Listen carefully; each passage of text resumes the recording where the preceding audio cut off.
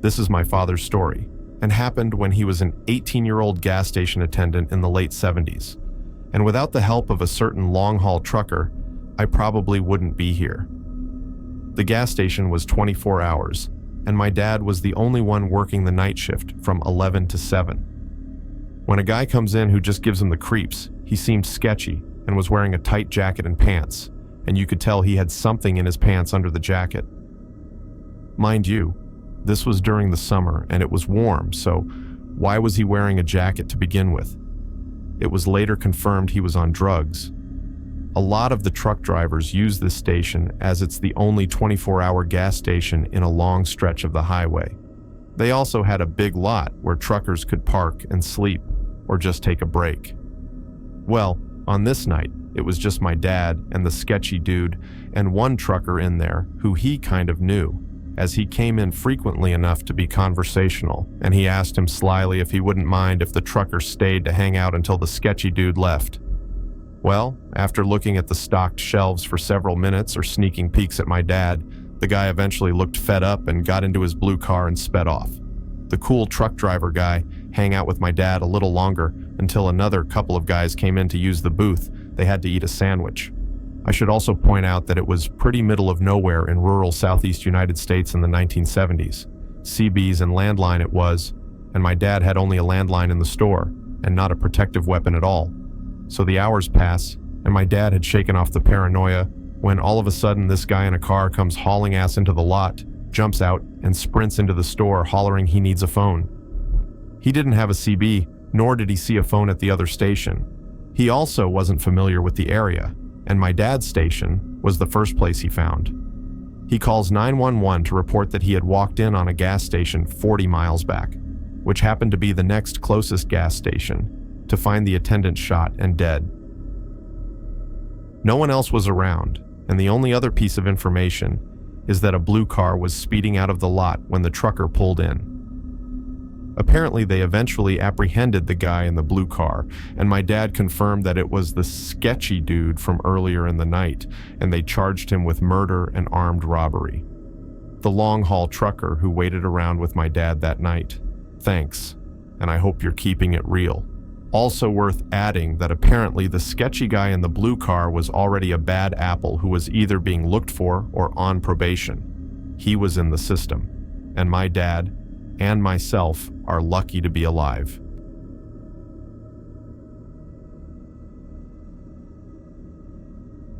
I once dated a girl who was a trucker.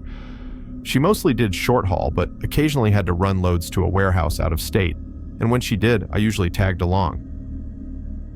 There was this one time that we were on the road and we pulled into this nasty, abandoned-looking truck stop right on the New Mexico-Texas border for fuel. All fueled up, we headed inside to see if we could get something to eat.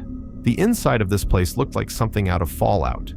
Mostly empty shelves with random dust-covered canned goods and old boxes of this and that, lights flickering and making that pinging sound with not a soul to be found. We grabbed a few bags of chips and waited near the register, and after making some noise and waiting for like 5 minutes, we put the stuff back and went outside. Surrounding her truck were about 10 guys who all looked pretty scary. Remembering at that precise moment I had left the gun in the truck, my stomach understandably dropped.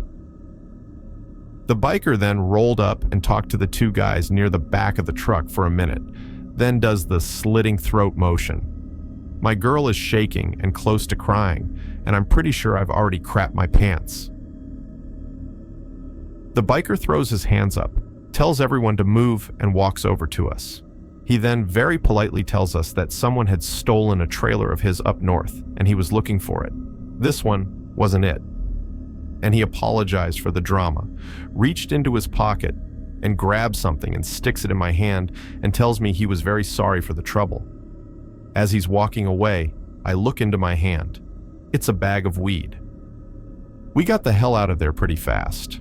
Good weed, though, and we joked about trying to find him on the way back to get a bit more.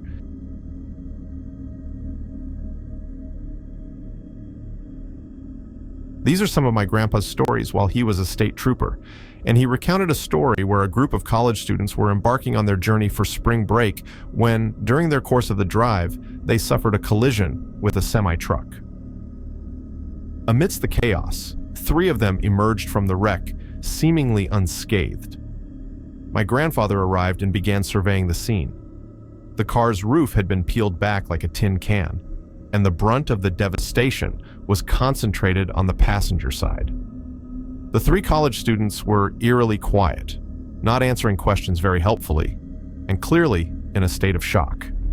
So my grandfather approached the vehicle to inspect it further, his concern unwavering as he sought to offer assistance to the unseen 4th passenger who hadn't actually left the vehicle yet. From his vantage point behind and to the left, the individual appeared unscathed, but as he rounded to the front, he discovered, to his horror, that the right side of the passenger's head had been obliterated by the force of the collision. In a separate story, I found myself inadvertently delving into the dark recesses of my grandfather's past while looking through old police files and photographs stored away in his filing cabinets. Among the relics of his law enforcement career lay a haunting image.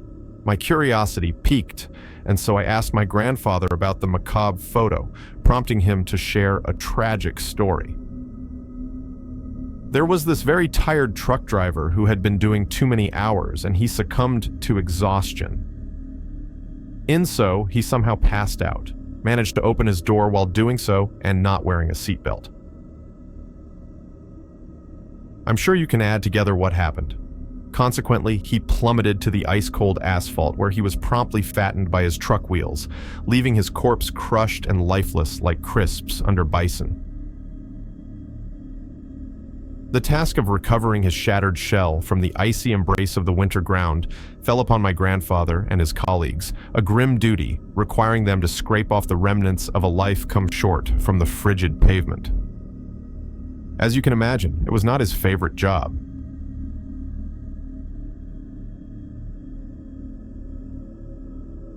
I'm a long-haul trucker.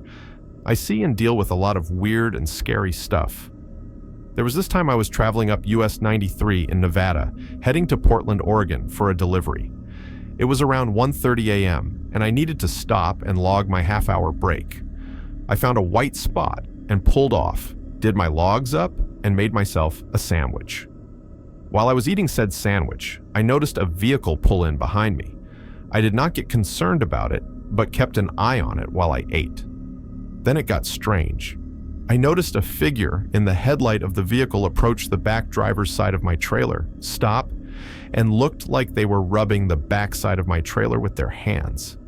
It was suspicious, so I got my pistol out of the lockbox, back in the sleeper, cocked and locked it, and slid it behind my waistband and proceeded to climb out of the rig. I walked about 10 feet, keeping my hand on the butt of my pistol, and flicked my flashlight on and aimed it at the person. It was a man, a weird-looking fellow in a dirty, whitish trench coat, long, straggly hair, and bald on top. He was rubbing something on the side of my trailer. I hollered at him to stop what he was doing. He looked up at me, smirked, and without turning his gaze off me, starts walking towards me. I backed my way to my door, keeping my hands on my pistol but not pulling it out. I did not feel like my life was in danger at the time. I opened my door and climbed into the rig, shut the door, and locked it. The dude walks up by my door, looks at me, still smirking. I'm thinking this dude is off his rockers, and my half-hour break is over, and it's time to go. However, while I'm looking down at him and getting ready to turn the key, I feel my truck rock. I jump and look at my driver's side mirror. Nothing.